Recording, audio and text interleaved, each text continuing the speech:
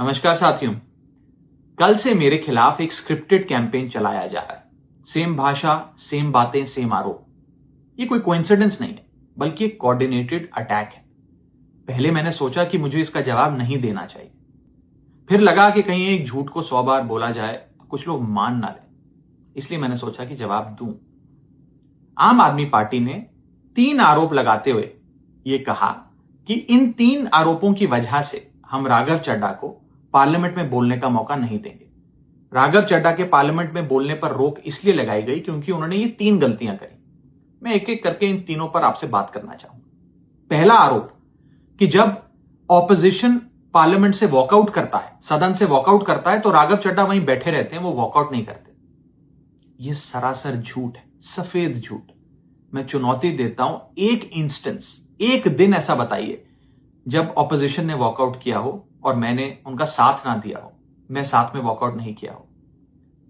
और पार्लियामेंट में तो हर जगह सीसीटीवी कैमरा है।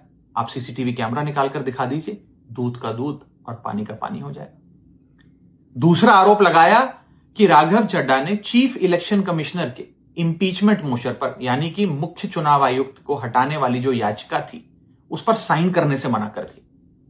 दूसरा सफेद झूठ। ना मुझे आम आदमी पार्टी के किसी भी नेता ने इस मोशन पर साइन करने के लिए कहा, ना औपचारिक तौर पर कहा, ना अनौपचारिक तौर पर कहा। और आम आदमी पार्टी के राज्यसभा में कुल 10 सांसद हैं, जिनमें से 6 या 7 सांसदों ने इस मोशन पर खुद ही साइन नहीं किया। तो भला इसमें मेरी क्या गलती? खाली सारा दोष मुझ पर ही क्यों मढ़ा जा रहा है? और इस मोशन के लिए राज्यसभा में कुल 50 सिग्नेचर चाहिए होते हैं, यानी कि 105 विपक्षी सांसदों में से मात्र 50 सिग्नेचर से ये याचिका पूरी हो जाती। तो इतना शोर क्यों? और तीसरा आरोप जो मुझ पर लगाया गया वो ये था कि राघव चड्ढा डर गए हैं और इसलिए वो बेकार मुद्दे उठाते हैं। पहली बात मैं बता दूं कि मैं पार्लियामेंट में शोर मचाने, चीखने, चिल्लाने, माइक तोड़ने या गाली देने नहीं गया। मैं वहां पर जनता के मुद्दे उठाने गया हूं, लोगों की बात करने गया हूं। और मैंने कौन सा मुद्दा नहीं उठाया?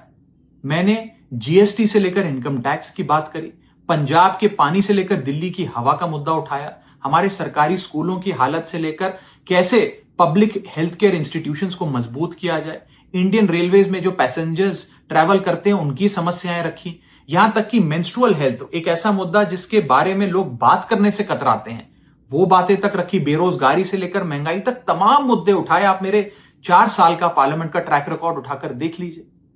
और मैं पार्लियामेंट में इंपैक्ट क्रिएट करने गया हूं, मैं पार्लियामेंट में रकस क्रिएट करने नहीं गया। ये टैक्स पेयर के पैसे से जो पार्लियामेंट चलती है, उस टैक्स पेयर के मुद्दे उठाने में पार्लियामेंट में गया हूं।